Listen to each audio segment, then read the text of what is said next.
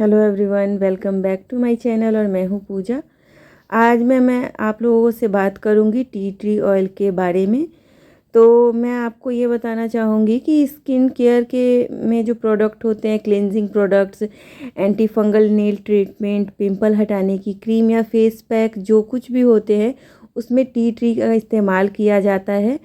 और आपने देखा होगा कि बालों के लिए भी इसका इस्तेमाल किया जाता है। तो मैं इसी बारे में आपको बताऊंगी कि टी ट्री ऑयल बालों के लिए कैसा है। तो मैं आपको बताऊं, अगर सही तरीके से इस ऑयल को लगाया जाए तो बालों के लिए ये एक मैजिक जैसा हो सकता है, जो कि स्कैल्प और बालों पर कैसा असर करता है वो मैं आपको बताऊंगी। और जैसे इसका इस्तेमाल मैं आपको साथ ही साथ दिखा रही हूँ, जैसे टी ट्री ऑयल को बालों पर कैसा, मतलब टी ट्री ऑयल का बालों पर कैसा असर पड़ता है। तो बालों के स्कैल्प पर जो गंदगी जमी रहती है और जो रूखापन होता है वो मतलब उसको भी ये ठीक करता है। हालांकि सर्दियों में ड्राइनेस और डैंड्रफ की समस्या तो ज़्यादातर लोगों को हो जाती है।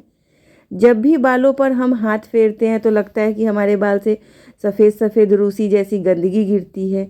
इसे दूर करने में टी ट्री ऑयल काफ़ी इफ़ेक्टिव है। इसमें इन्फ्लेमेटरी और एंटी माइक्रोबियल गुण पाए जाते हैं, जो बैक्टीरिया को और फंगल इन्फेक्शन को दूर करता है। इसका इस्तेमाल करने के लिए किसी कैरियर ऑयल का इस्तेमाल कीजिए, मतलब इसको मिक्स करने के लिए। तो मैंने जैसे आपको दिखाया कि मैंने भी नारियल तेल में टी ट्री ऑयल की कुछ बूंदें मिलाई हैं और उसको मैं अपनी बेटी के ही बालों में अप्लाई करके दिखा रही हूँ आपको।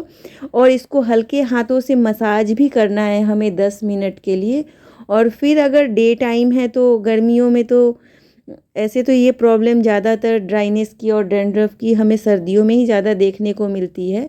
लेकिन अगर गर्मियों में अगर किसी के सर में ये प्रॉब्लम है तो आप इसका इस्तेमाल बस 1 घंटे के लिए करें और उसके बाद शैम्पू से, मतलब हर्बल किसी शैम्पू से आप इसको धो सकते हैं। और सर्दी का समय है अभी, तो सर्दियों के समय में मैं ज़्यादातर प्रेफर करती हूँ किसी भी हेयर ऑयल को अपने बालों में लगाने के बाद या अपनी बेटी के बालों में लगाने के बाद मैं ओवरनाइट उसको छोड़ती हूँ।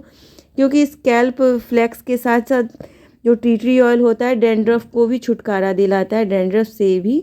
इस ऑयल का इस्तेमाल करने से डैंड्रफ और उससे होने वाली खुजली, डेड स्किन सेल्स और ग्रीसीनेस जो होती है उसको भी ये दूर करता है। इसके लिए टी ट्री ऑयल का कुछ बूंद शैम्पू में भी आप मिला सकते हैं। जब हम आप बालों को धोते हैं तो उस समय हम बालों में शैम्पू के साथ टी ट्री ऑयल को भी मिला के इस्तेमाल कर सकते हैं। इस का इस्तेमाल मतलब हमें करते रहना चाहिए और हमें 5 मिनट छोड़ना चाहिए या उसी समय मतलब मसाज करते रहना चाहिए। हमें तो बाल ऐसे भी धोते धोते 5 मिनट लग ही जाते हैं बालों में उंगलियां घुमाते घुमाते। इसीलिए मैं आपको बता रही हूँ कि अगर ऑयल के साथ आप इसको मिक्स करके लगाएंगे तो वो भी काफ़ी फ़ायदेमंद होता है। और बहुत सारी ऐसी स्किन प्रॉब्लम है जिसमें इसका इस्तेमाल किया जाता है। जैसे ऑयली स्किन पे जैसे पिंपल्स हो जाते हैं, एक्ने हो जाते हैं, उस पे ये भी काफ़ी इफ़ेक्टिव है।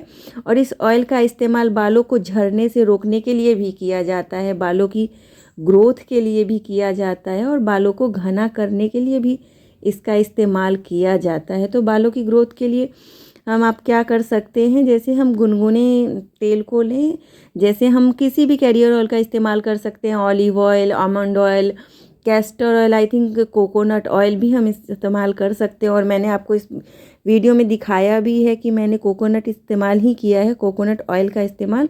तो उसमें हम इसकी कुछ बूंदें मिलाकर अपने बालों में हल्के हाथों से 10 मिनट के लिए मसाज करेंगे और इसको ओवरनाइट छोड़ दें। अगर आप कंफर्टेबल नहीं हैं तो अगर आप दिन में लगाओ तो आप इसको 1 घंटे छोड़ सकते हैं। लेकिन मैं आपको दोबारा कह रही हूँ इस बात को कि मैं ज़्यादा प्रेफर करती हूँ कि मैं इसका इस्तेमाल ओवरनाइट के लिए करूँ और फिर अगले दिन इसको मैं शैम्पू से वॉश ऑफ कर देती हूँ। और उसमें भी मैं इस्तेमाल करती हूँ कि मैं कुछ बूंदें इस टी ट्री ऑयल की मिला दूँ। तो आई थिंक कि आप अच्छे से समझ पाए होंगे कि मैं आपको क्या बताना चाहती हूँ, क्योंकि और आप देख भी रहे हैं साथ में कि मैं कैसे किस तरीके से पार्ट बाय पार्ट बालों में कॉटन बॉल की हेल्प से बालों में एकदम अच्छे से स्कैल्प पे इसकी एप्लीकेशन कर रही हूँ। और साथ में मैं बाद में 10 मिनट के लिए बालों पर मसाज भी करूँगी।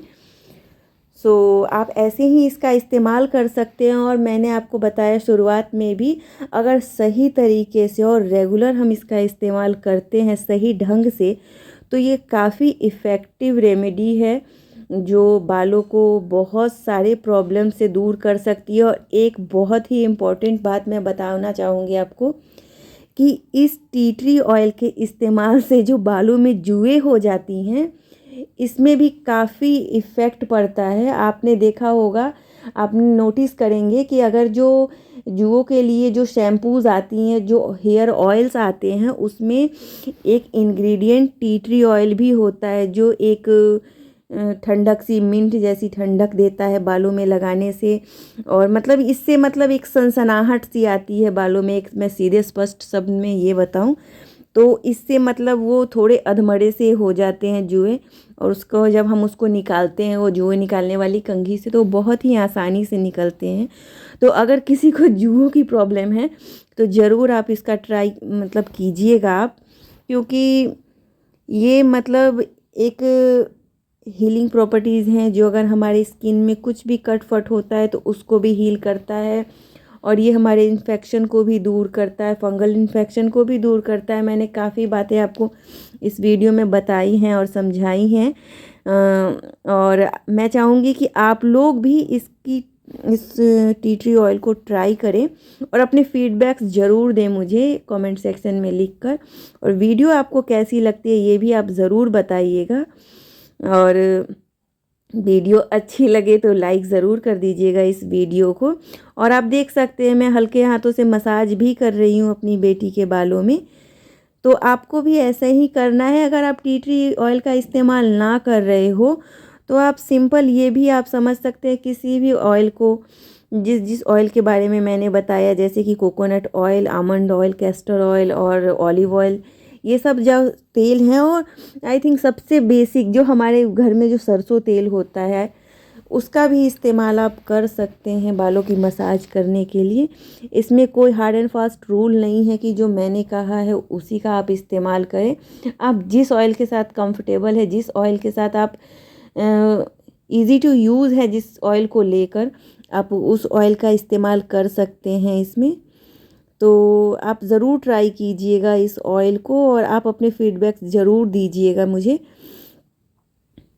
और सर्दियों में हम जम के ऑयल का एप्लीकेशन कर सकते हैं, अपने बालों को प्रिपेयर कर सकते हैं आने वाले नेक्स्ट सीजन्स के लिए, क्योंकि गर्मी में हम ज़्यादा किसी हैवी ऑयल का इस्तेमाल नहीं कर पाते हैं, क्योंकि उस समय हम गर्मी से इतना परेशान होते हैं कि हम बालों में तेल लगाना तो क्या, तेल के नाम से ही गर्मी लगने लगती है कि हम क्या करें, इतना तेल कहाँ लगा पाएंगे। इसलिए अभी सर्दी है, अभी सर्दी तो अच्छे से ख़त्म नहीं हुई है, तो जितना ही समय मिल रहा है उतने ही समय में आप ज़रूर, मैं आपसे कहना चाहूँगी कि आप अपने बालों में ऑयलिंग कीजिए और अच्छे से ऑयलिंग कीजिए।